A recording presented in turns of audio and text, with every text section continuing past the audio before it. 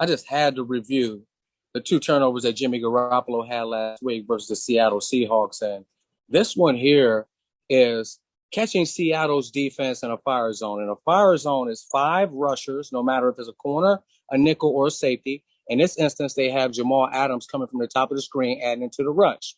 At the bottom, they have number 10, they have Bobby Wagner, and they have Brooks. They're responsible for Kyle Juszczyk, George Kittle, and Elijah Mitchell. However they come out after the ball is snapped and however they disperse, they're going to take their coverage. So if these guys all run four verticals down the field, you have 10. He was on Kyle Juszczyk at the bottom vertically. You have the corner on Brandon Ayuk vertically. At the top, you have Trent Sherfield, and so on and so on. So here, who's responsible for number 3 is Bobby Wagner. Upon snapping the ball, the 49ers try to get tricky, and they try to send Trent Sherfield to the number 3 position, which Bobby Wagner is responsible for.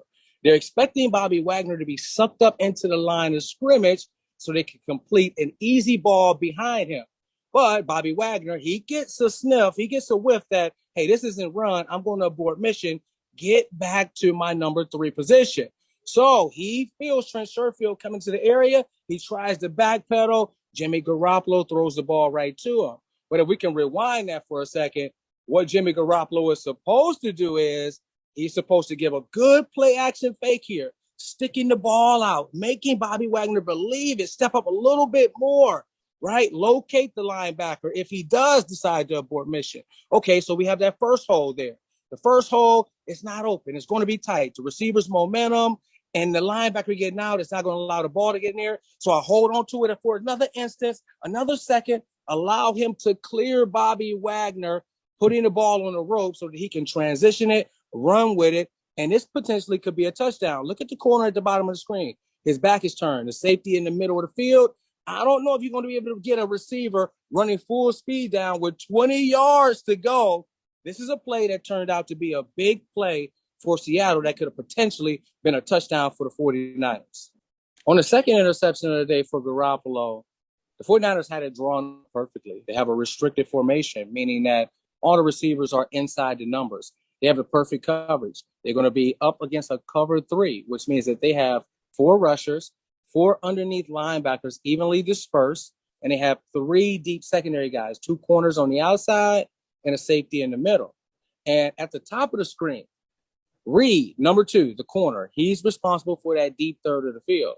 So once they start to play and Garoppolo receives the ball, he's supposed to know, hey, if Reed drives on IU and plays it like, man, I know that deep backside of the third is going to come wide open. So here, while Garoppolo has the football, it looks like he's thinking, okay, I'm going to be able to fit the ball into the second window to George Kittle.